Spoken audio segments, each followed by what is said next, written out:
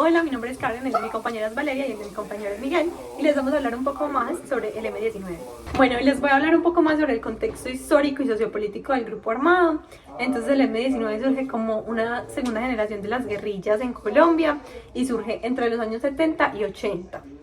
Hay que hablar un poco antes para poder dar un contexto global sobre la aparición del M-19, entonces por eso es que voy a hablar en 1948 en la muerte de Gaitán.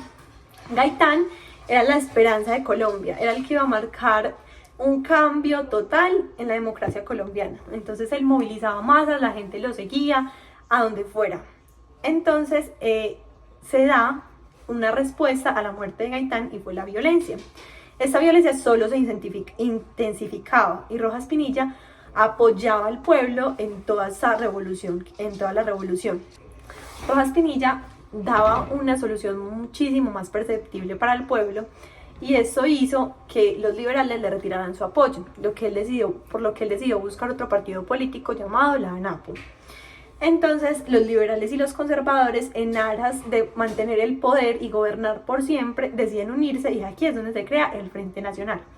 Bueno, allí es cuando en 1970, el 19 de abril, surge un hito histórico que marca al país y es las elecciones presidenciales que gana Rojas Pinilla, pero son arrebatadas por fraude y son entregadas a Misael Pastrana, que era el candidato por el Frente Nacional. Por el desconocimiento de la voluntad del pueblo fue creado el movimiento 19 de abril. El movimiento 19 de abril estaba constituido por personas de grupos religiosos, de otras organizaciones guerrilleras, de agrupaciones políticas, de integrantes de la ANAPO y de estudiantes universitarios y profesores. Su fin era defender la democracia y por eso su mayor referente era Simón Bolívar y su símbolo era la espada robada del Museo Quinta de Bolívar. El M-19 era un grupo que operaba mayormente en Bogotá, pero en realidad su constitución se da en Caquetá.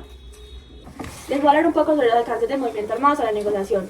Este fue un partido totalmente diferente a los tradicionales y se salió a la luz pública en 1974 como una campaña publicitaria de limpieza en los periódicos nacionales, encabezada por varios colombianos. En 1973 se da su primera conferencia y pasa de llamarse Movimiento Comunero a llamarse Movimiento 19 de Abril. Esa fue una propuesta que dio Álvaro Fallat, que se hacía llamar alias del Turco, y fue el cofundador y máximo comandante de ese movimiento.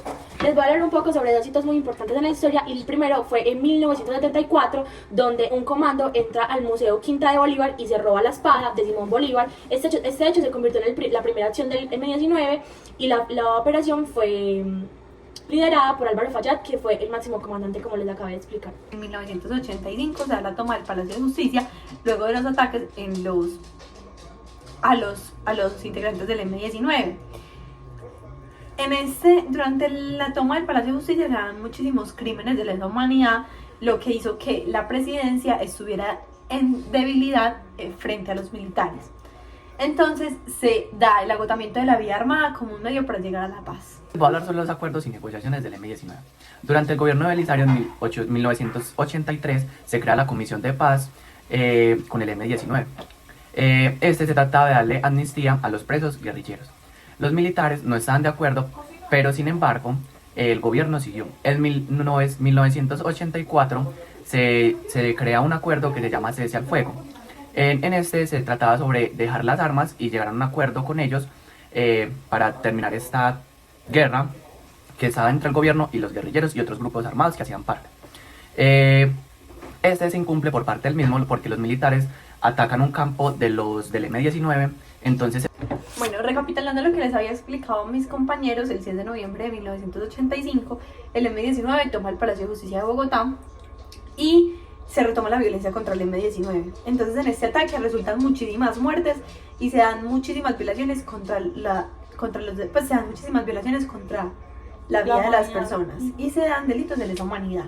Bueno, en 1986 el M-19, pues debilitado por las muertes de algunos líderes, se une con otras guerrillas y secuestran a Álvaro Gómez para presionar al gobierno para llegar a un acuerdo de paz.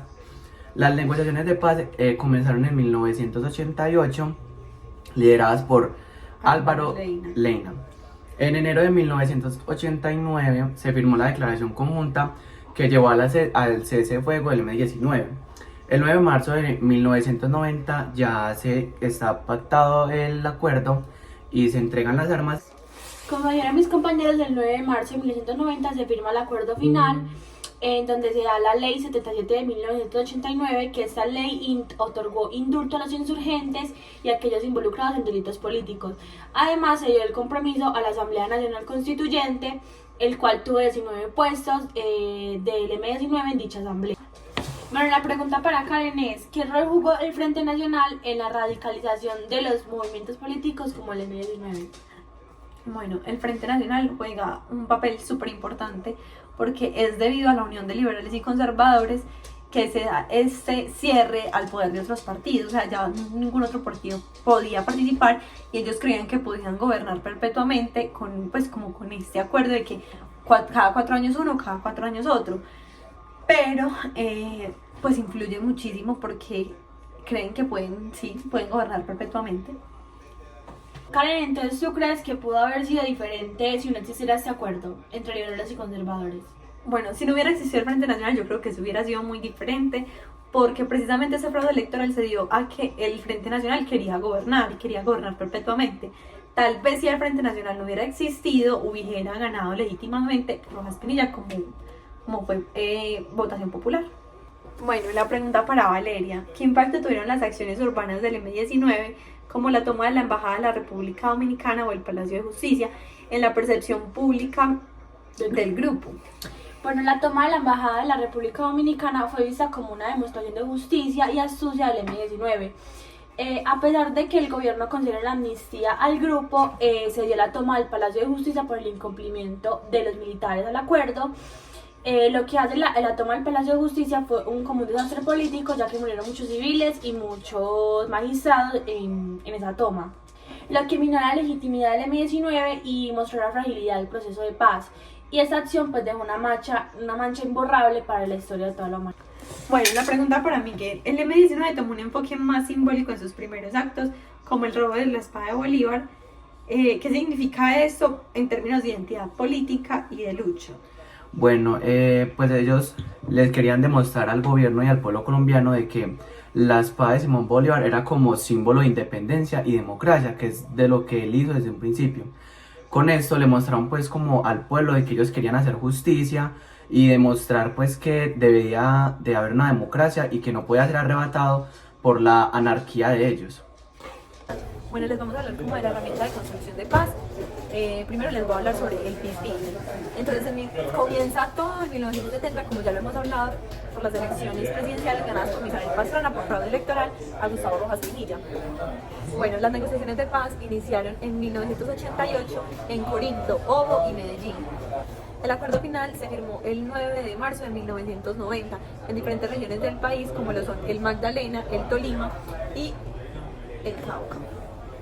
Bueno, por eso se expide la Ley 77 de 1989, por la cual se faculta al presidente de la República para conceder indultos que regulen casos de cesación en materia penal y de expedición de autos inhibitorios en el desarrollo de la política de reconciliación.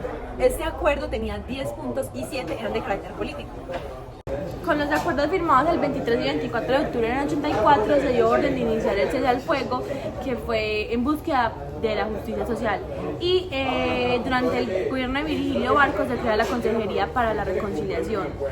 Las negociaciones de paz comenzaron en noviembre del 88, lideradas por Álvaro Leyna.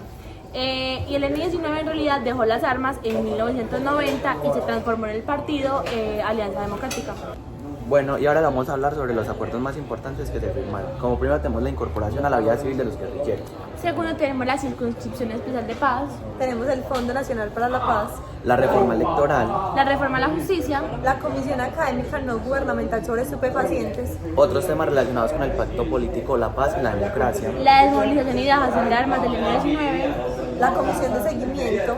Y el plan de seguridad. Como ya sabemos, Petro consiguió pues como un triunfo en la segunda vuelta que fue histórico, ya que tuvo más de 8 millones de votos y se configuró por primera vez una alternativa de gobierno nacional de las vertientes de izquierda, es decir, siempre habíamos tenido pues como gobiernos de derecha y Petro, o sea, fue como un cambio, y de centro, y Petro fue un cambio para todo el país. Otro claro ejemplo es Antonio José Navarro Wall, que fue un exguerrillero y político colombiano que fue designado por el presidente César Gaviria como ministro de Salud. También ha sido alcalde de Pasto, ha participado en la Asamblea Constituyente de 1991, fue representante a la Cámara por Bogotá, fue gobernador de Nariño y también fue senador de la República. Con la iniciativa estudiantil La Séptima Papeleta se logra la designación de los miembros de la Asamblea Constituyente del 91 y también la Alianza Democrática, el LM19. Gracias.